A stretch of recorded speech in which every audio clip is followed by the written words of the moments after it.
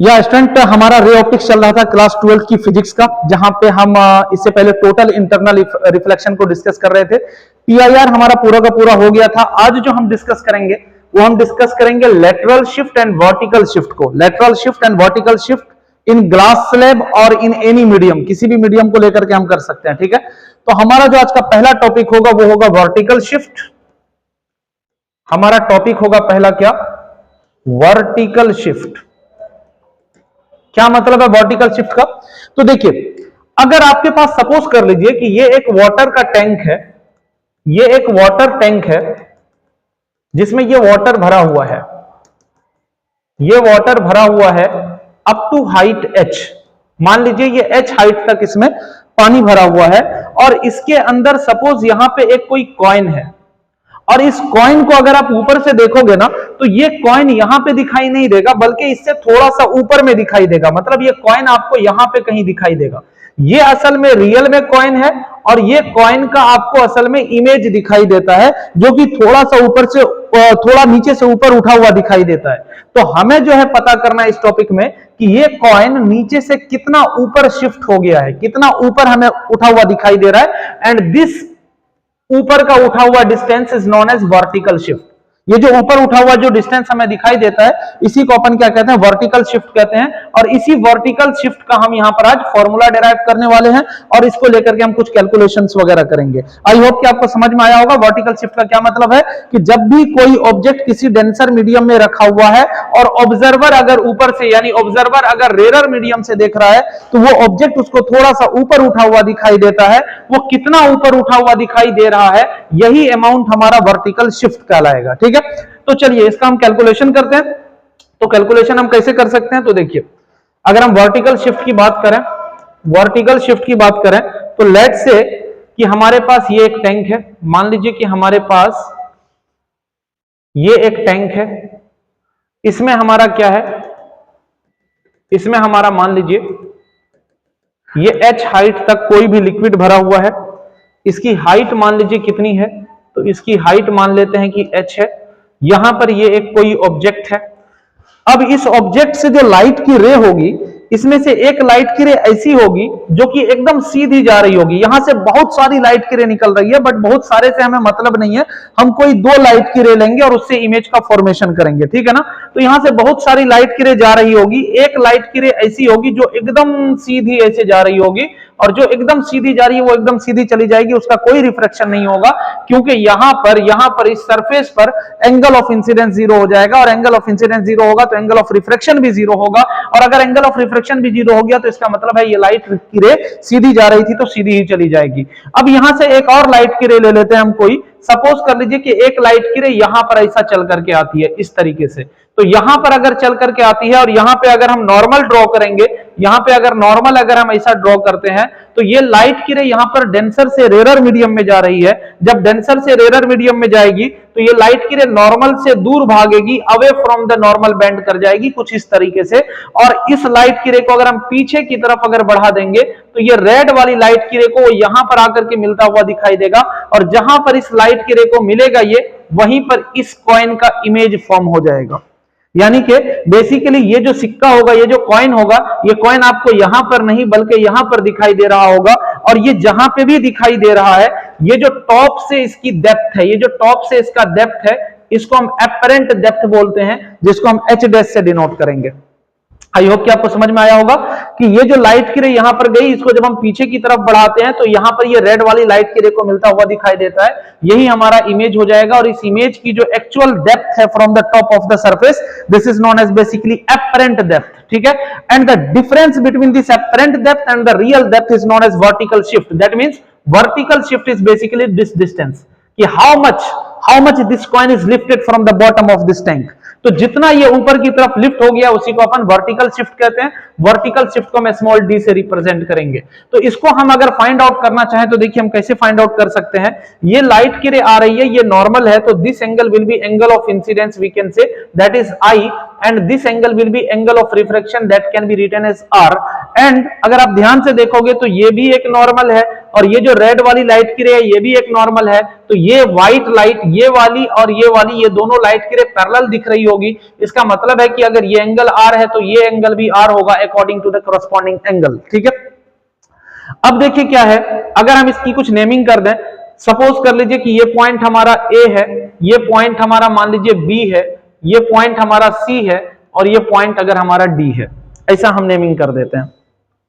तो हम क्या कह सकते हैं, अगर हम यहां पर साइन आई की बात करें, साइन आई की बात करें, तो this sine I can be written as perpendicular upon hypotenuse, that means CD upon hypotenuse. यहां पर ये हो जाएगा हमारा परपेंडिकुलर और ये ग्रीन वाली जो लाइट की रही है हमारा हाइपोटेनस हो जाएगा। यहां पर ये 90 डिग्री है। साइन आई को अगर आप देखो ध्यान से तो sine I will be equal to CD upon CB हो जाएगा, CD अपॉन CB हो जाएगा। और अगर आप ध्यान से साइन आर को देखो तो यू कैन से कि this sine R can be written as, sir sine R can be written as here is the 90 degree, और ये ट्रायंगल में अगर आप साइन आर को देखो तो sine R can be written as AB upon कितना हो जाएगा IB, AB अपॉन IB। and you can easily see that कि this CD and this AB both are same because ABCD is a rectangle and ABCD is a rectangle, then CD and AB will be same. So we can say also that कि AB upon IB can be written as CD upon IB, CD upon IB. The reason is that कि AB is equal to CD, AB और CD आपस में equal है, अपन ऐसा कह सकते हैं। ठीक, अब इसको अगर हम रेशियो ले लेते हैं तो हम क्या सकते हैं कि this sine I upon sine R can be written as CD upon CB और multiply by IB upon CD। ये जब हम डिवाइड करेंगे तो इसका नीचे वाला ऊपर जाएगा, ऊपर वाला नीचे आ जाएगा। यहां CD से CD को कैंसिल करेंगे तो this can be written as IB upon CB। That means हम ये कह सकते हैं कि हमारा साइन आई अपॉन हमारा साइन आर जो होगा this can be written as IB upon CB। What is the IB and what is CB? IB is basically this length and CB is basically this length. ठीक, ray optics में जो हम angular gap पढ़ते हैं वो बहुत ही छोटे gap के लिए सारा कैलकुलेशन करते हैं। तो अगर मान लीजिए थोड़ी देर के लिए हम ये मान लेते हैं, इसको हम थोड़ा छोटा कर लेते हैं पहले, उसके बाद हम बाकी ये तो बहुत छोटा हो जाएगा। देखिए अगर हम ऐसा कर लेते हैं, अगर हम ऐसा कर लेते हैं कि ये पॉइंट B हमारा A के बहुत करीब करीब आ जाए, if this point B is very very near to A, अगर A के बहुत नजदीक आ जाए, if B is very near to A, अगर B हमारा A के बहुत करीब चला जाता है तो वैसे सिचुएशन में अपन क्या कह सकते हैं कि सर जहां पे B है वहीं पर अगर B और A बहुत नजदीक हो जाए तो बेसिकली आप B को A कह सकते हो। यानी कि ये इक्वेशन ये कहा जा सकता है कि sine I upon sine R can be written as IA upon CA। अगर B C के बहुत करीब चला जाए, ये लाइट की रे मैं यहां पे ना लेकर के अगर इस लाइट की रे को मैं एकदम यहां पे लिया होता, A के बहुत करीब लेके चला गया होता, तो हम कह सकते थे कि IB बेसिकली IA के बराबर हो जाता और CB हमारा CA के बराबर हो जाता। यानी कि आप ये कह सकते हो कि IA is what, IA is basically this distance that is apparent depth, जिसको हम H डैश कह सकते हैं, और जो हमारा CB है, CB का मतलब कि CA हो जाता and this CA is basically real depth यानी H कहा जा सकता था। ठीक है, तो यानी हमारा sine I by sine are is equal to H dash by H आ जाएगा।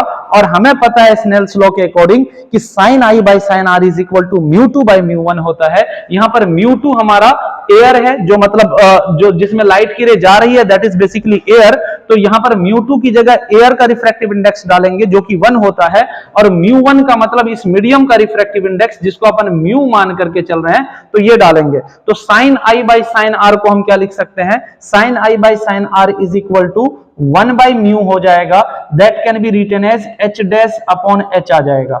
ऐसा कुछ इक्वेशन लिखा जा सकता है। 1 by mu is equal to H dash upon H हो जाएगा। इसको हम थोड़ा छोटा करते हैं और नेक्स्ट बाकी की चीज आगे समझते हैं। देखिए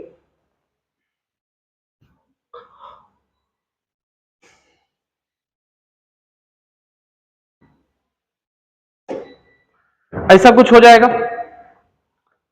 अब यहां पर क्या हो गया कि हमारा इतना आ गया, तो यहां से अगर कायदे से देखा जाए तो हम कह सकते हैं H इज बेसिकली हमारा हो जाएगा म्यू इंटू एच डैश के बराबर, या फिर आप कह सकते हो कि आपका जो अपरेंट डेप्थ एच डैश होगा this can be written as H upon mu हो जाएगा, ऐसा कहा जा सकता है।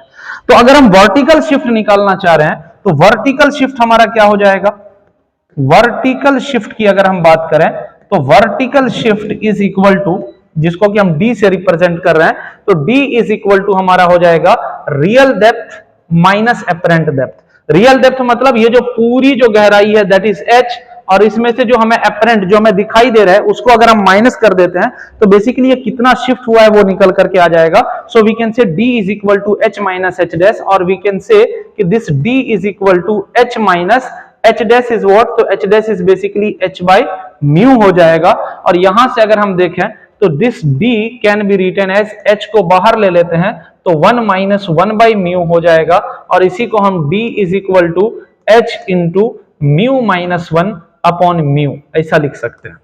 This is our final formula for the vertical shift.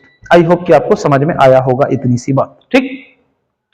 अब इस पर क्वेश्चंस कैसे आते हैं वो जरा देखिए।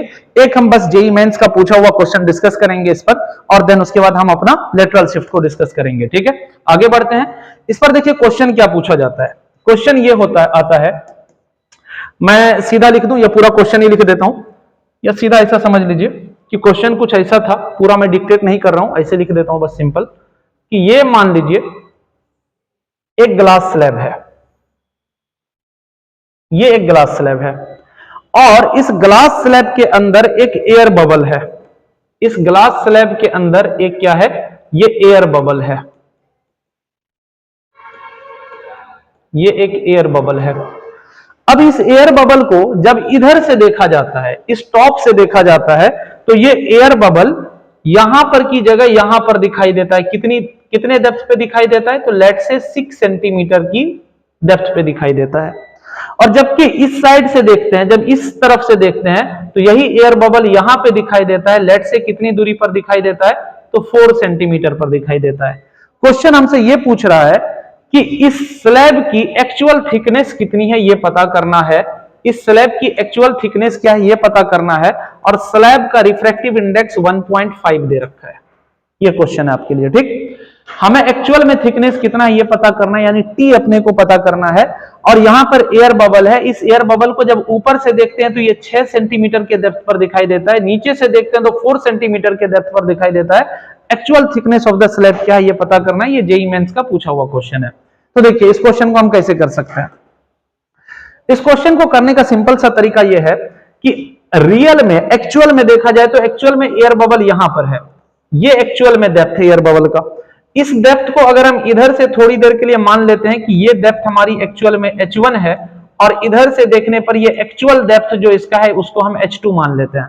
तो अगर हमें h1 और h2 पता चल जाएगा तो वी कैन से कि this thickness t is basically h1 plus h2 हो जाएगा। तो h1 और h2 को कैसे पता करेंगे, तो h1 हमारा एक तरह से इधर से देखने पर, ऊपर से देखने पर h1 हमारा रियल डेप्थ है, और नीचे से देखने पर h2 हमारा रियल डेप्थ है। तो we have the formula that refractive index is equal to हमारा real depth upon apparent depth, sorry real depth upon कितना था हमारा, real depth upon apparent depth, ये हमारा था फॉर्मूला। तो हम क्या कह सकते हैं, हम कह सकते हैं refractive index mu, mu means 1.5 is equal to real depth ऊपर से देखने पर h1 है, और एपरेंट डेप्थ जो हमें दिखाई दे रहा है ये हमारा बेसिकली h डैश है। तो जो हमें दिखाई दे रहा है वो कहां दिखाई दे रहा है, 6 सेंटीमीटर पर। तो यहां से अपन अगर h1 को कैलकुलेट करते हैं तो h1 इज इक्वल टू हो जाएगा 1.5 इंटू 6, जो कि हमारा 9 सेंटीमीटर आ जाएगा। सेम इसी तरीके से अगर हम सेकंड को सॉल्व करते हैं h2 के हेल्प से, तो अगेन वी कैन से कि 1.5 is equal to h2 upon 4 हो जाएगा, और यहां से कहा जा सकता है कि this h2 is equal to 1.5 into 4, जो कि हमारा 6 सेंटीमीटर आ जाएगा। तो दोनों तरफ से हमें रियल डेप्थ यानी ये h2 भी पता चल गया, ये h1 भी पता चल गया, तो इसकी जो टोटल थिकनेस t हो जाएगी वो h1 प्लस हमारा h2 हो जाएगा। So it can be written as 9 + 6 that is equal to हमारा 15 सेंटीमीटर हो जाएगा। इस तरीके से हम इस क्वेश्चन को सॉल्व कर सकते हैं। ठीक है, आई होप कि आपको ये समझ में आया होगा। ठीक है, तो ये बात हो गई वर्टिकल शिफ्ट की, इससे रिलेटेड क्वेश्चन पूछा जा सकता है। पॉइंट बस ये याद रखना है कि जब हमारा ऑब्जर्वर जो है, ऑब्जर्वर जब रेयर मीडियम में है तो वैसे सिचुएशन में refractive index is equal to real depth upon apparent depth कर देना है। और अगर ऑब्जर्वर हमारा डेंसर मीडियम में, इस क्वेश्चन को आपको चेंज करके भी दे सकता है। चेंज करके कैसे दे सकता है कि क्वेश्चन में यही कह देगा कि लेट से कि ये एक वाटर टैंक है और यहां पर एक स्विमर है, ये एक मान लीजिए स्विमर है जो स्विमिंग कर रहा है, और सपोज कर लीजिए कि ये वाटर यहां तक भरा हुआ है, ये वाटर यहां तक भरा हुआ है। ठीक है, और यहां पर इसके किनारे पर यहां पर एक आदमी ऐसा खड़ा है, ये आदमी खड़ा है। ठीक है ना, तो ऑब्जर्वर इस बार यहां पर है, डेंसर में है। क्वेश्चन ये पूछेगा कि इस स्विमर को इस आदमी की हाइट कितनी दिखाई देगी, इससे रिलेटेड क्वेश्चन हो सकता है। ठीक है ना, इस आदमी की हाइट कितनी दिखाई देगी, अगर इसकी रियल हाइट वगैरह कुछ भी दिया रहेगा तो वहां पर इस स्विमर से रिलेटेड क्वेश्चन आपसे कुछ भी पूछा जा सकता है। ठीक है ना, कि ऑब्जर्वर को आपको क्या कर देगा, डेंसर में कर देगा, और जो ऑब्जेक्ट है उसको रेरर में कर देगा, यानी जिसको देखा जा रहा है वो ऊपर रख दिया जाएगा यानी रेरर में, और जो देख रहा है वो डेंसर में रखा हुआ होगा। तो वैसे सिचुएशन में आपको कुछ नहीं करना है, वैसे सिचुएशन में सिर्फ यही refractive index is equal to आपको पलट देना है, जो हमारा h अपॉन h डैश होता था इस बार h डैश अपॉन h हो जाएगा, यानी कि इस बार जो हमारी एपरेंट, जो हमें दिखाई देने वाली ऊंचाई होगी उसकी रियल ऊंचाई से कहीं ज्यादा होगी। अगर ये आदमी इतना बड़ा है तो इस स्विमर को ये हो सकता है कि इतना बड़ा दिखाई देगा, यानी जो भी उसकी रियल ऊंचाई, रियल हाइट है उससे कहीं बड़ा उसको दिखाई देगा, यानी refractive index is equal to हमारा h dash upon h, h dash मतलब जो भी एपरेंट हाइट है और h मतलब जो भी रियल हाइट है। तो यहां से हम इस क्वेश्चन को सॉल्व कर सकते हैं। ठीक है, यहां से बात को आगे बढ़ाते हैं। हमारा नेक्स्ट टॉपिक इसमें आता है that is lateral shift. Lateral shift, time हो तो नहीं गया।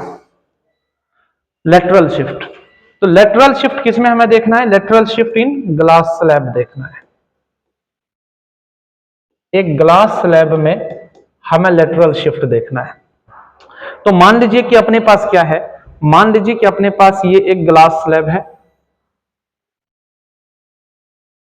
ये एक ग्लास स्लैब है, और इस ग्लास स्लैब की जो थिकनेस है, इस थिकनेस को अपन T मान लेते हैं, और यहां पर एक लाइट की रे सपोज कर लीजिए कि ऐसे चल करके आती है, ऐसे चल करके आती है, यहां पर ये हमारा नॉर्मल हो जाएगा।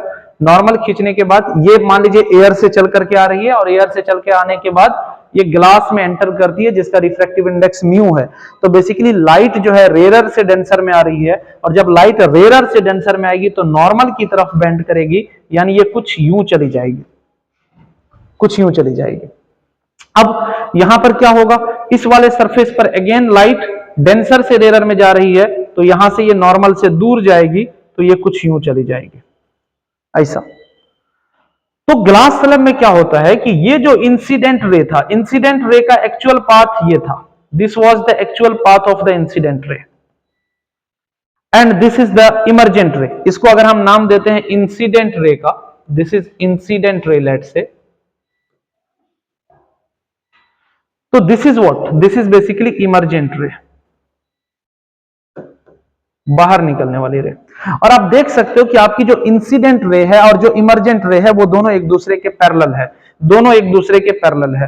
तो हमें जो पता करना है, ये लाइन और ये लाइन, इन दोनों के बीच का ये दूरी कितना है, दिस दूरी is known as lateral shift, जिसको आप SL या L का नाम दे सकते हो। This distance is known as basically lateral shift. Lateral shift का मतलब है कि जो इंसिडेंट रे थी और जो बाहर निकलने वाली इमर्जेंट रे है, उन दोनों रे के बीच की ये परपेंडिकुलर डिस्टेंस कितना है, यही अपने को पता करना है। ठीक है ना, यानी L पता करना है कि कितना होगा। ठीक, तो देखिए क्या करेंगे, अगेन इस पॉइंट का नाम हम क्या रख देते हैं, A रख देते हैं, इस पॉइंट का नाम B रख देते हैं, इस पॉइंट का नाम C रख देते हैं, इसका नाम D रख देते हैं। ये एंगल लेट से कि एंगल I है, तो ये जो नॉर्मल के साथ रिफ्रैक्टेड रे जो ये एंगल बना रहा है, this angle is angle small r हो जाएगा। ठीक है ना, और इस एंगल को अगर आप देखोगे तो ये एंगल आपको I माइनस आर दिखाई दे रहा होगा। ठीक, ये पूरा थिकनेस t है, तो हम इस लंबाई को t कह सकते हैं। अगर हम यहां पर साइन I या साइन r की वैल्यू आपसे मैं पूछूं कि साइन r कितना होगा पता करिए, तो आप क्या कहोगे? साइन r तो सर बेसिकली हो जाएगा हमारा साइन r हमारा कितना हो जाएगा? बेस अपॉन हाइपोटेनस, यानी कि साइन r की जगह पर आप t अपॉन साइन r के लिए ये हमारा बेस हो जाएगा और हाइपोटेनस जो हमारा हो जाएगा t अपॉन AC कहा जा सकता है, t अपॉन AC कहा जा सकता है। और अगर हम साइन I की बात करें, हमें एक्चुअल में ये लंबाई पता करना है, ये लंबाई पता करना है, ये हमारे ध्यान में रहे। ठीक है, तो अगर हम यहां से अगर AC पता करना चाहें तो we can say this AC is equal to क्या हो जाएगा? t अपॉन साइन r हो जाएगा। This AC, this length AC can be written as t upon sine r हो जाएगा। और अगर हम इस एंगल के लिए, यहां पर राइट एंगल आपको दिख रहा होगा, अगर इस एंगल के लिए हम साइन का फॉर्मूला लगा दें, ओहो एक मिस्टेक हो गया, सॉरी एक मिस्टेक हो गया, ये तो हम उल्टा कर दिया यहां पर अगर हम cos r लगाते हैं तो वी कैन से व्हाट कि this cos r can be written as base upon hypotenuse, that means कि t अपॉन हमारा कितना हो जाएगा? AC हो जाएगा। और वी कैन से कि this AC is equal to हमारा t अपॉन cos r हो जाएगा। This is our let's say equation 1। ठीक है ना। अब अगर हमारे पास ये एंगल है तो इस एंगल के लिए अगर हमें ये पता करना है तो हम साइन का फॉर्मूला लगा देते हैं, तो वी कैन से कि sine of I minus R is equal to perpendicular upon hypotenuse, यानी कि हम L अपॉन AC कह सकते हैं, L अपॉन हम AC कह सकते हैं। तो बेसिकली हमारा L जो हो जाएगा, L हो जाएगा sine of I minus R into हमारा AC हो जाएगा।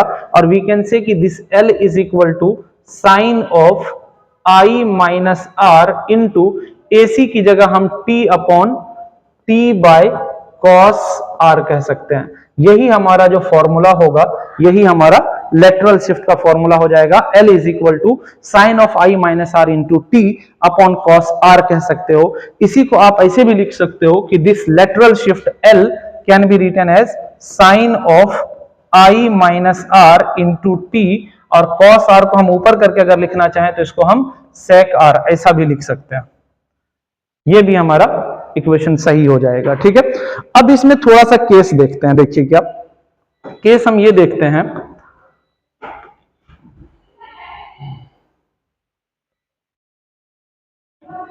अगर हम इसमें केस ये देखते हैं, क्या केस देखते हैं? देखिए अगर हमारा I और R बहुत छोटा हो जाए, if I and R very small, बहुत ही छोटा हो जाए, तो वी कैन से कि sine of I minus R can be written as I minus R and cos of R can be written as R। अगर एंगल बहुत छोटा है तो ऐसा लिखा जा सकता है। तो इस हिसाब से हमारा जो ये लेटरल शिफ्ट आ जाएगा, this will be equal to हो जाएगा I minus R into T upon में हमारा R हो जाएगा। यहां से भी ये लेटरल शिफ्ट निकाला जा सकता है। आई होप कि आपको ये समझ में आया होगा। ठीक है, बात इससे आगे करते हैं। अगर हम मान लीजिए कि क्या है हमारा, इसको हम थोड़ा सा अगर देखें आगे करते हैं, इसको मिटाते हैं पहले। इसको अगर हम इसी फॉर्मूला को अलग तरीके से अगर यूज करते हैं तो देखिए एक और क्वेश्चन इस पर आता है कि सपोज कर लीजिए कि ये हमारा ग्लास स्लैब है। एक क्वेश्चन सिंपल सा इसी पर बेस्ड, और इसका ये थिकनेस टी है। क्वेश्चन कह लीजिए, पॉइंट कह लीजिए, टॉपिक कह लीजिए, जो भी समझ लीजिए।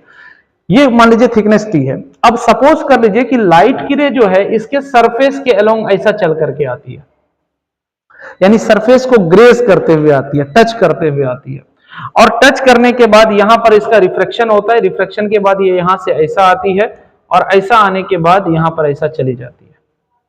ठीक है, ऐसा होगा। यहां पर अगर देखा जाए तो आप क्या कह सकते हो? आप कह सकते हो कि सर एंगल ऑफ इंसिडेंस जो है, angle of incidence is 90 degree, ऐसा कुछ दिख रहा है, और ये हमारी लाइट की रे इस तरह से इमरजेंट होते हुए चली गई है। ठीक है ना। तो अगर यहां पर हमें लेटरल शिफ्ट पता करना है तो हम कहेंगे I अगर हमारा 90 डिग्री है, if I is equal to 90 degree है, तो हमारा R जो हो जाएगा वो कितना हो जाएगा 0 डिग्री। अब देख सकते हो कि नॉर्मल यही है और रिफ्रैक्टेड रे भी यही है, तो अगर I 90 डिग्री है तो R हमारा 0 हो जाएगा। और ऐसे सिचुएशन में L बराबर हम कह सकते हैं sine of I minus R, मतलब कि 90 माइनस 0 इंटू टी अपॉन में कॉस ऑफ R, मतलब कि कॉस ऑफ 0 डिग्री, यानी ये हमारा हो जाएगा कितना साइन 90 अपॉन हो जाएगा कॉस 0 इंटू टी। साइन 90 1 होता है, कॉस 0 भी 1 होता है, तो बेसिकली ये टी आ जाएगा। यानी हम कह सकते हैं कि हमारा लेटरल शिफ्ट जो होगा वो टी के बराबर होगा। आप देख भी सकते हो फिगर में कि ये जो हमारा लेटरल शिफ्ट है, इंसिडेंट रे ये थी, रिफ्रैक्टेड रे या इमर्जेंट रे ये वाली है, ये हमारी इंसिडेंट रे है, ये हमारी इमर्जेंट रे है, और दोनों के बीच में जो शिफ्टिंग है वो ये वाला शिफ्टिंग है जो कि हमारा थिकनेस के बराबर होगा। ठीक है, आई होप कि आपको ये भी समझ में आया होगा। बाकी इसके क्वेश्चन हम अगले लेक्चर में देखेंगे। Thank you so much.